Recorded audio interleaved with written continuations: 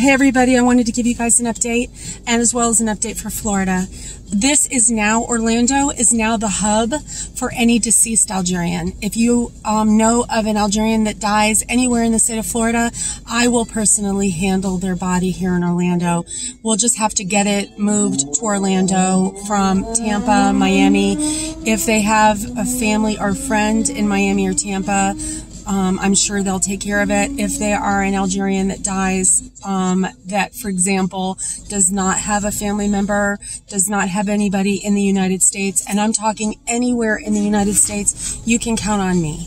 I will bring the body here, or I will bring the body to New York City, and I will make sure that the body gets out and is in the best possible case and situation, that the family's treated with respect, and that we make sure that we wrap our arms around these Algerians as a community. I wanted to talk about something that happened in April of last year, of 3 years ago, and then what recently just happened. In April of 2018, an Algerian passed away in Tampa. His aunt flew down to Tampa to try to identify the body, go through the process. A group of Algerians went to the person's house. They looked around and saw what happened, and then scheduled a janazah, but then nobody attended. I was called the night before by Maulud Barbet, told that we think that there's a problem in Tampa, that nobody's helping the aunt, and I drove over there and stood in an empty parking lot. I proceeded to go on a live and start asking every Algerian I could that was in the area to please attend. Hamza Vu drove over, Ali Hadrawi from Orlando called his friend Rabah in Naples. They drove up. 2 Cavals drove up for the body. Literally, I think 4 or 5 people attended. I don't even know how large the Tampa community is. I do know that none of the people that went to the guy's house the night before showed up at the janazah the next day, nor did they answer the phone. So literally, I was sitting in a janazah by myself, and then those 4 other Algerians showed up, but I was staying with the mother. And when one of them took the aunt out to dinner, they were told me to go back to the funeral home, and the body was handed to me. Now imagine I had not seen or been in a funeral since I lost my son in 2008, and I'm given a boy's body. And I asked the aunt, what belongings does your nephew have? And she said, nothing that's except it's in this bag. So 1 suitcase had his whole life. And the only consolation that I have is that I was able to comfort the family, and I was able to try to be by them, and I still talk to them. This situation was not a similar situation, but it was complicated. The boy that passed away, he wasn't a boy, he was in his 50s. He had family that lived in Miami. They all moved away. One of them moved to Spain, which was his older brother, and the other one his nephew moved to Colorado. So both of them moved different places.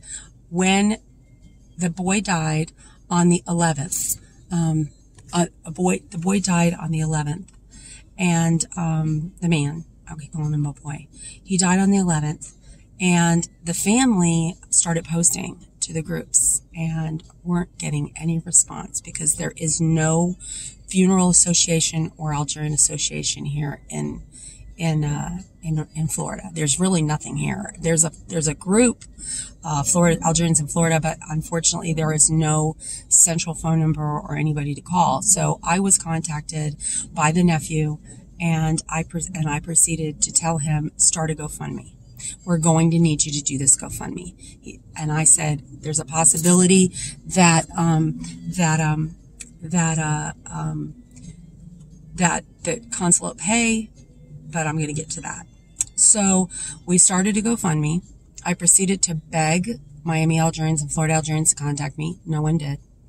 2 Algerians from Fort Lauderdale did contact me, but nobody set up a funeral or anything.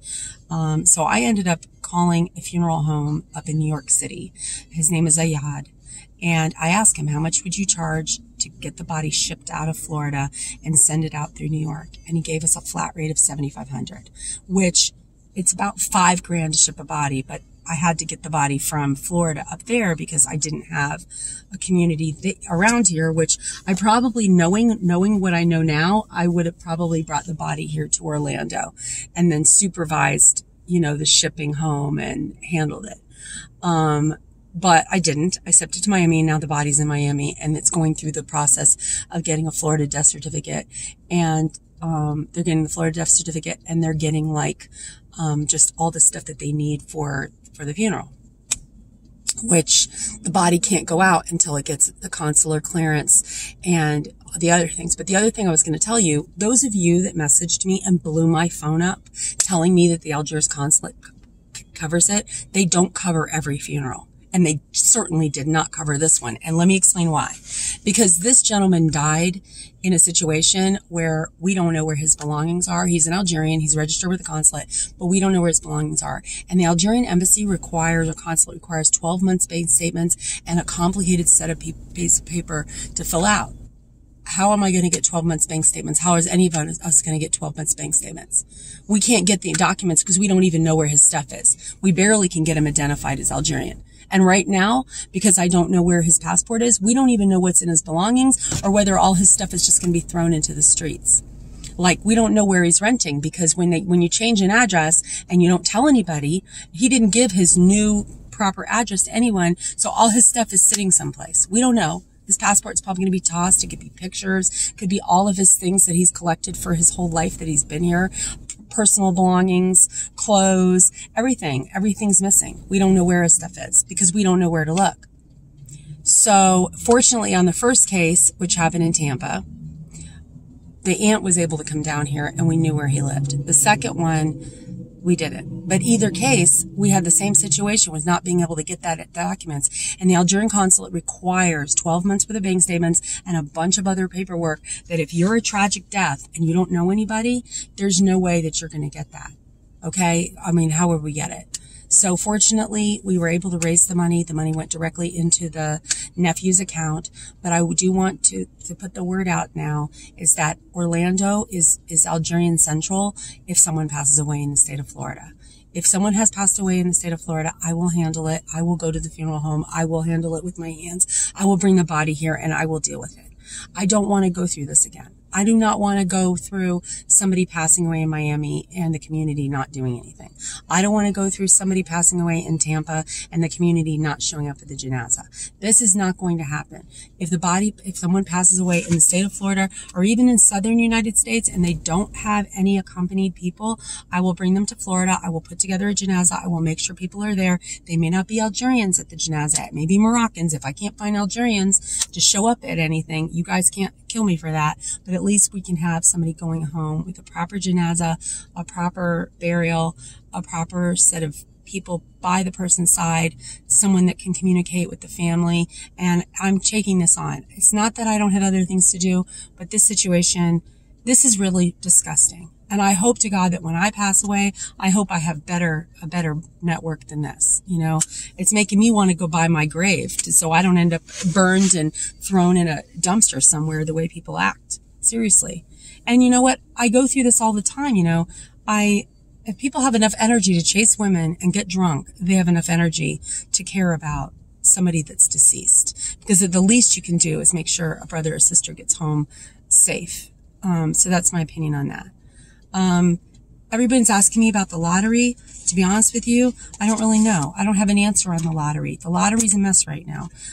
We are waiting on some word from these attorneys that are suing. They're re-suing again for the higher lottery winners. We're going to have an answer on that. I don't know, maybe in a month. But the 2020 people haven't even started interviewing. So it's just a mess. And my original video that I did, I was kind of almost at the point that I was shouting. But I don't need to shout anymore. It's just, if I decide to take on this responsibility, it's me. It's me that I've made this decision to take this on. I don't need to blame anybody else for it. But I mean, seriously, I appreciate everybody from other parts of the United States that stepped up.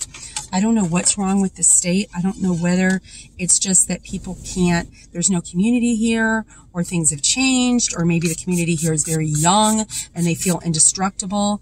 But I mean, we have some GoFundMes that go all the way to 40,000, and I mean, or go to crazy amounts of money. And I don't even know whether, I have no proof that the money got to the family.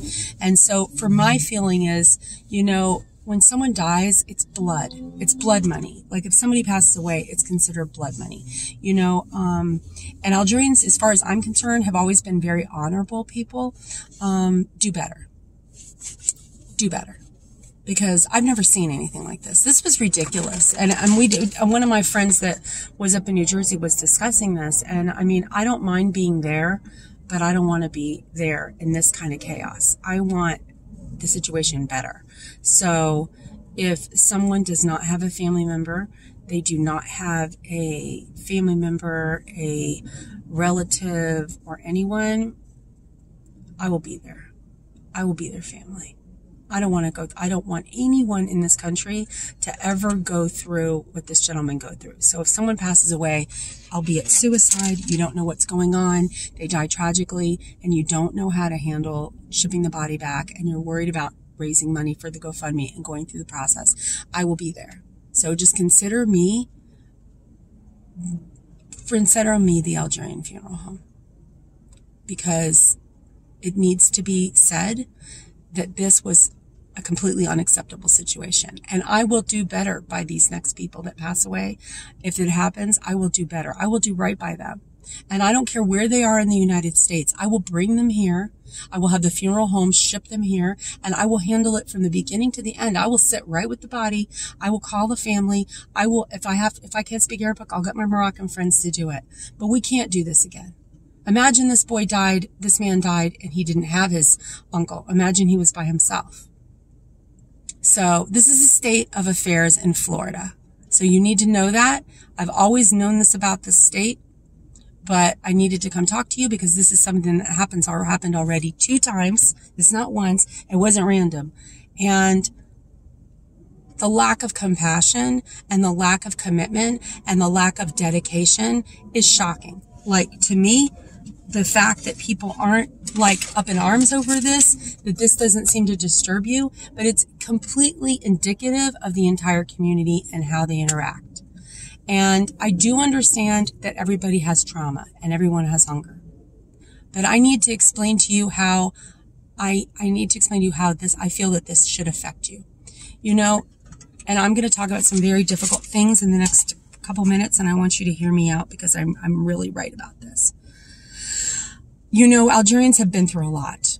This is one of the things that drug me to them, that made me want to be with them, because they had been through so many terrible things. And I felt like I could relate to them because of the 1990s, because of the terrorism, because of the abuse, because of everything everybody went through, the trauma, the deaths, the loss. I found a way to connect because I had been through so much. And at 2001, I'd been through a lot. By the time I ended 2008, I had buried a child, buried a son. And I've been in 2 long-term, very physically abusive relationships. One was with an American, one was with an Algerian. And since February of 2021, I have been in therapy to help me understand why I stayed in abusive situations, what I need to do about my life to change it.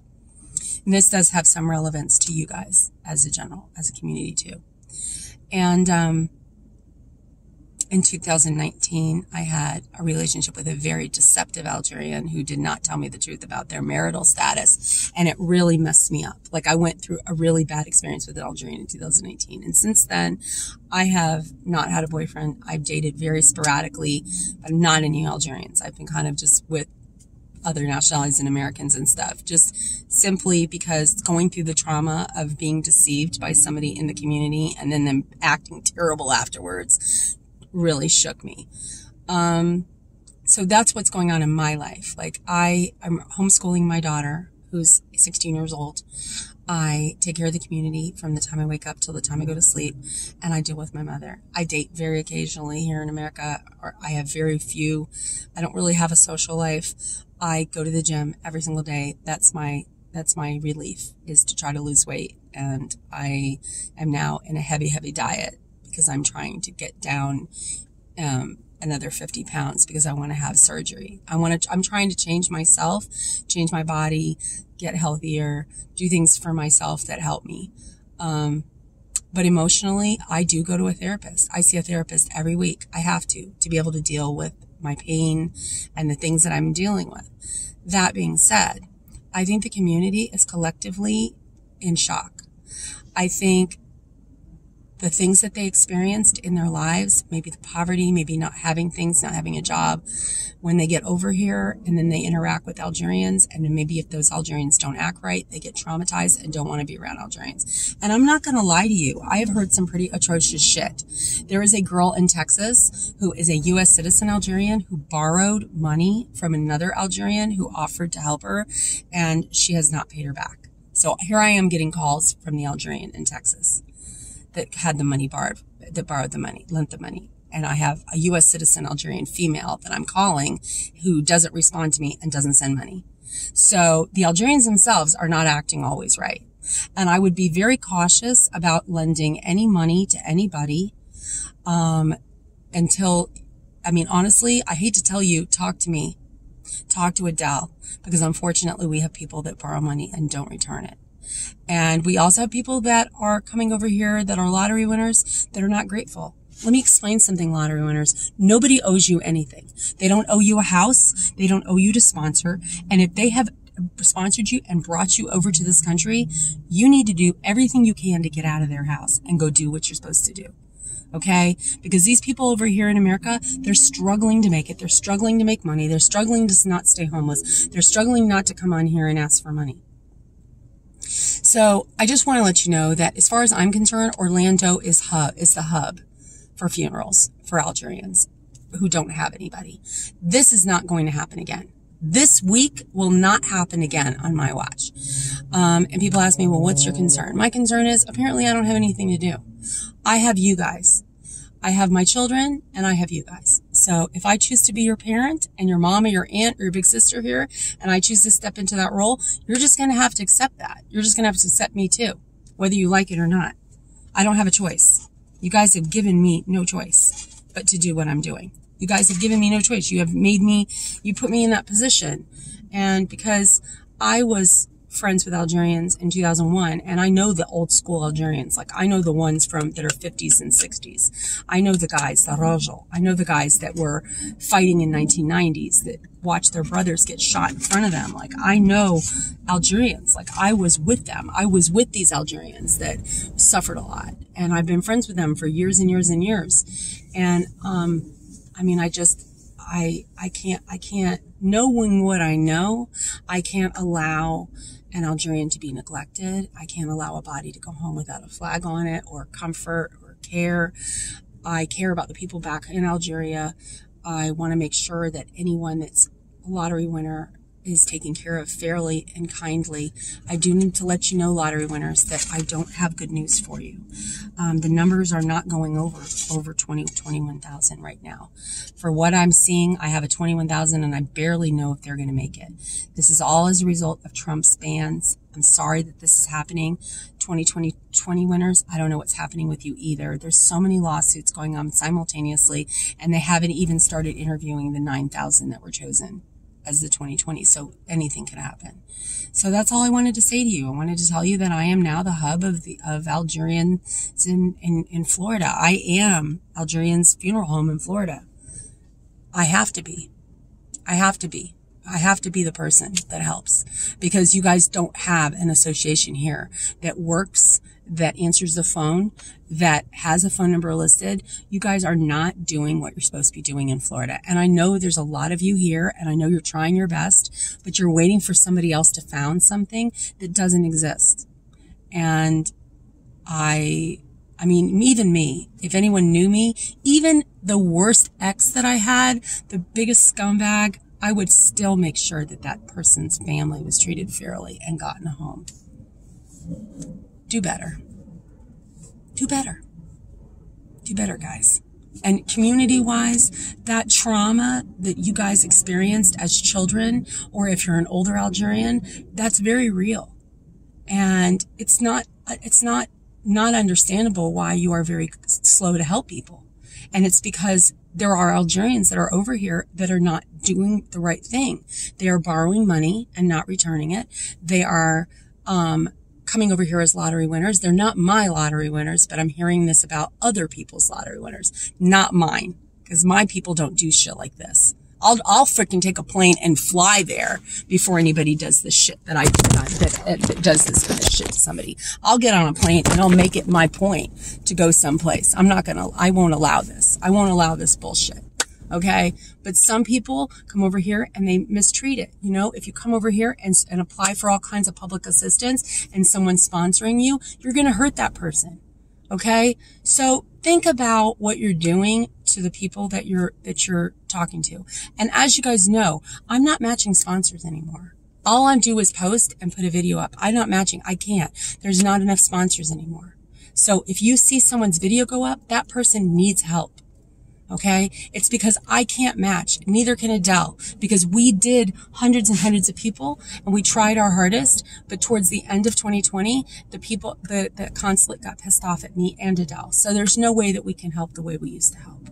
Unfortunately, I wish I could, but I'm a hindrance. All I can do is help you guys get homes, land, places to go. I'm advising a lot of people to go to Columbus because I feel like it's a good place to start. I feel like Columbus is a really good place to start. I think Chicago as well. Both of those communities are very good about looking after each other. Texas has a great community. I don't know them as well, but Dallas has an amazing Algerian community, and the leaders of the Algerian community in Dallas are fabulous. You'd never see what happened in Orlando happened in Florida, happened in Texas. So we're going to change things. I'm here for all of you. You guys know that. If you are a married person looking for a sponsor, I cannot help you. I can post, but I can't promise you anything. I know it's very hard for you guys. Lottery winners, I'm doing my best. Right now, we're waiting to see what's even going to happen, which numbers are going to go. It doesn't look good. And I warned people earlier that it didn't look good. I don't think it looks good for the numbers to go high. They're not interviewing the 1,700 in May. So I don't know what's going to happen June, July, and August. I don't even know if they're even going to get to 21, which is heartbreaking for one of my friends that's number 21. I'm hoping to God, if the lawsuit opens up, it looks like I'm going to be getting somebody else a lawyer. So I am the Orlando Algerian Association, whether I want to be or not. I am the Florida Funeral Association for Algerians, whether I want to be or not. Take care.